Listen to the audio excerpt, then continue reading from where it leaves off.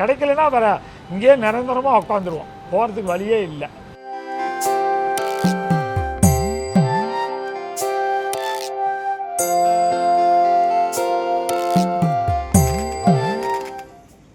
Sir, உச்சநீதிமன்ற உத்தரவுப்படி காவிரியில் தண்ணீர் திறந்து விட வேண்டிய கடமை கர்நாடகாவுக்கு இருக்குது.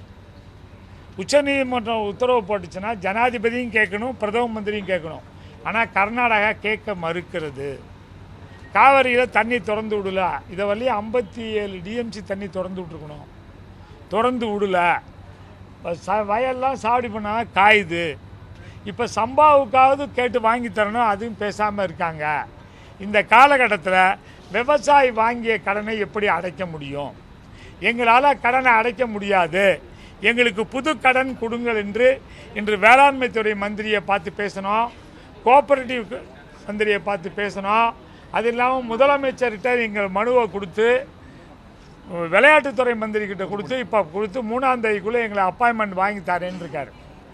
எங்களுக்கு விவசாயிகளுக்கு இந்த விவசாயி நல்ல உணவு உற்பத்தி பண்ணாதான் நம்மளுடைய பையன்லாம் நல்லா இருப்பான், பொண்ணெல்லாம் நல்லா இருப்பாங்க. ஜெனட்டிக்கலி மாடிஃபைட் சீட்ஸ் இப்போ மோடி ஐயா அக்ரிமெண்ட் போட்டிருக்காரு அமெரிக்கா கூட. அந்த அக்ரிமெண்ட் படி அங்கேருந்து உணவு இறக்குமதி ஆகி வந்துச்சுன்னா ஜெனட்டிக்கலி மாடிஃபைட் சீடு மரபணு மாற்றப்பட்ட உணவை சாப்பிட்டா பையன் அழியாயிடுவான், பெண்கள் கருத்தரிக்க மாட்டாங்க.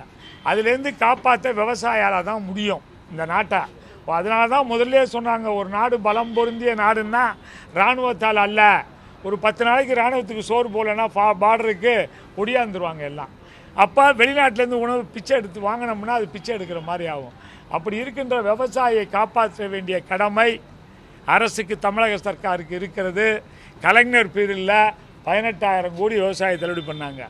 ஜெயலலிதா அம்மா பீரியடில் 23,000 கோடி தள்ளுபடி பண்ணாங்க. இப்போ இருக்கிறது ஒரு 25,000 கோடி தான் இருக்கும், 25,000 கோடியில் தான் இருக்கும். அதனால் சிறு குறு விவசாயி பெரிய விவசாயி என்று பார்க்காமல் அனைத்து விவசாயிகள் வாங்கிய அனைத்து கடனையும் தள்ளுபடி செய்ய வேண்டும் என்று வேளாண்மைத்துறை அமைச்சர், கோஆபரேட்டிவ் துறை அமைச்சர் எல்லாத்தையும் கேட்டோம். அவங்க சரின்னு சொல்லியிருக்காங்க. நீங்கள் முதலமைச்சர்கிட்ட பேசி கண்டிப்பாக கடன் தள்ளுபடிக்கு வேண்டிய ஏற்பாடுகளை செய்கிறோம், நீங்கள் இன்றைக்கு போராட்டம் நடத்த வேண்டாம், சென்று விடுங்கள் என்று கூறியிருக்கிறார்கள். அதை ஏற்று, ஏன்னா நேற்றிலேருந்து உட்காந்துருக்கோம், இங்கே காவல்துறை எங்களை கைது கொண்டு மண்டபத்தில் வச்சு இப்போ வந்திருக்கோம். நாங்கள் போராட்டம் இப்போ போகிறோம். 3ஆம் தேதி திருப்பி முதலமைச்சரை பார்த்து விவசாயியுடைய அனைத்து கடனையும் தள்ளுபடி செய்ய வேண்டும் என்று கேட்கிறோம். அதே போல் உச்சநீதிமன்ற உத்தரவுப்படி கர்நாடகா மேலே கேஸ் போட்டு 1 லட்சம் கோடி தமிழக விவசாயிக்கு அந்த நஷ்டஈடு வாங்கி தர வேண்டும் என்று கேட்கிறோம்.